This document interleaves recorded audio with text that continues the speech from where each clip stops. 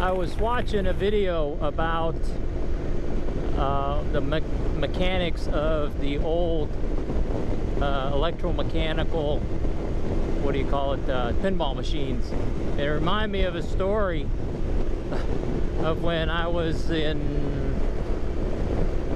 in late middle school or early in high school. And of course this was back in the 80s and malls were a thing. And there were two arcades in the mall.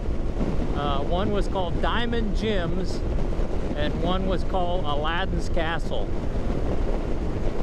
And me and my friends, of course, after school, we would go and hang out in one of the two arcades, right? And bring whatever money that we had to play games. And the arcade games were done with tokens.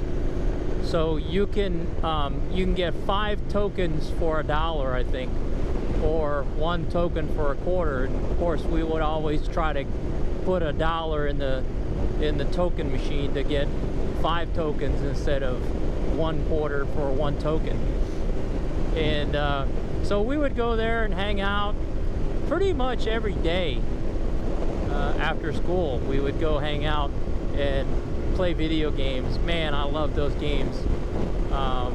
And of course, they were, you know, money eaters. Some games I could play for 5 to 15 minutes. Some games that I wasn't really good at might only last maybe 1 or 2 minutes. And so, depending on the game, if it piqued your interest, you would keep feeding it tokens until you got good at it. And then, you know, you'll start out playing 1 or 2 minutes, and then after a week you'll play 3 or 4 minutes, and your skills will develop where you can play for like 15 minutes to half an hour. I remember another one was Dragon's Lair.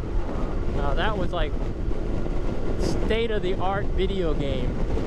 Some of you guys may or may not remember the Dragon's Lair game. It wasn't, you're playing a cartoon basically. It wasn't a raster or what they call a vector type video game, like Asteroids was a vector type video game where it was just, you know, line drawings. And raster games were like the you know, computer generated characters, like Galaga would be, or Galaga, however you call it, were raster games, raster type video games. But Dragon's Lair was it was a laser disc movie, and it would pop up a scene, right? So you were this a knight, kind of a skinny, nerdy looking knight, and you were supposed to go save this princess that was captured by the dragon, and you had to go in this castle that had a whole bunch of traps. And so they had like 100 different scenes. I don't know how many scenes there were, but so you would you would start the game, and there would be like the first scene would come up, and you had to click the joystick left, right, forward, backwards in order to make it to the next scene. So the scene will pop up, you know, and the knight's walking into a room, and then sometimes you have to click left in order to escape an arrow shooting down the hallway, and then click down in order for him to duck, you know, and so on. And so you had to memorize all the positions of the joystick for each scene. And I remember it took me about a month of playing this game until I could beat the game and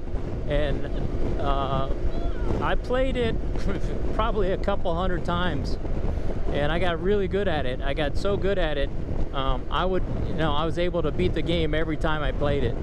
And when you got to the end, it had a cutscene at the end where the princess, would hug you and kiss you or whatever. So that was cool.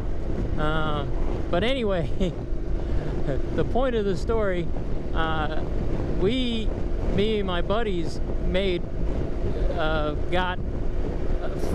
friends with the workers who would clean the machines. Like one, I think it was Diamond Gyms. We became good friends with the workers there, and they would actually let us stay after closing, and we would wipe down all the machines, all the fingerprints and stuff like that, and help them vacuum and stuff like that. And it was pretty cool.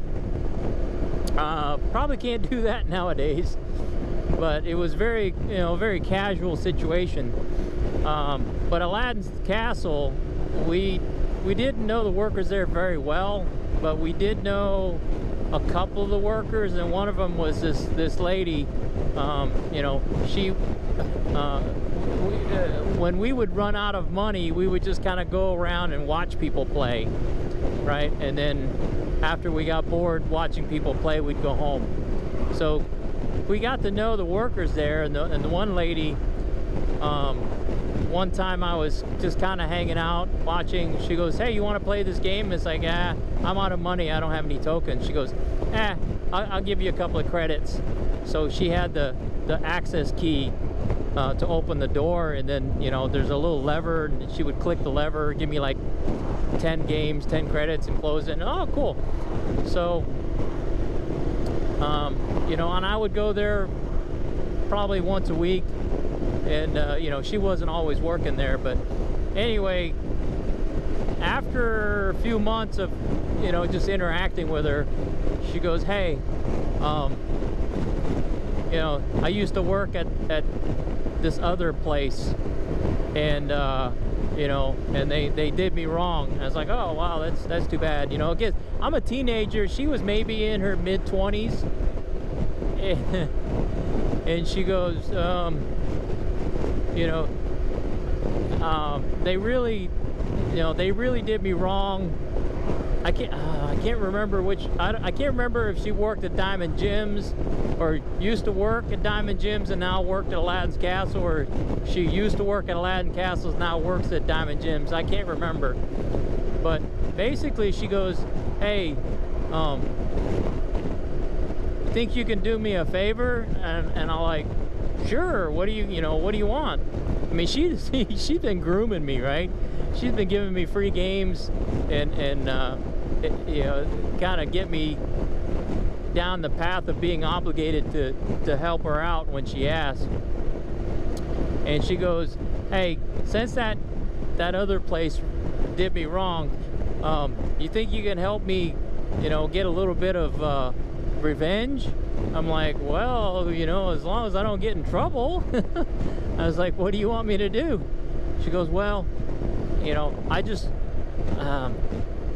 want to make it hard on them a little bit, and what I want is if you can get some super glue, like the tubes of super glue, and squirt them into the coin slots, and what that'll do is that'll mess up the game, and people and the games won't work when they put a token in the game." I'm like, I don't know if I can do that. I don't want to get caught and get in trouble and maybe get arrested or kicked out or something. She goes, well, just think about it. And I definitely did not go through with it, did not take her up on that offer, and I don't think I ever went back to that arcade again. And and I would look by. If I ever wanted to go in there, I would always kind of look inside, walk by, look inside, see if she was in there. If I saw her in there, I would definitely like walk the other way. But from what I remember, the other arcade had more games and better games, And I think, you know, once in a while I would go back to the one arcade that she worked at, and I don't think she worked there anymore. And I don't know, it could have been the arcade she was working at that she wanted me to sabotage them because they were doing her wrong. I don't remember, but it was somewhere that she wanted me to put super glue in the slots. Popo. But yeah, that was my experience with growing up, meeting up with workers at the arcade game, at an arcade. That's all I got. Catch you guys later.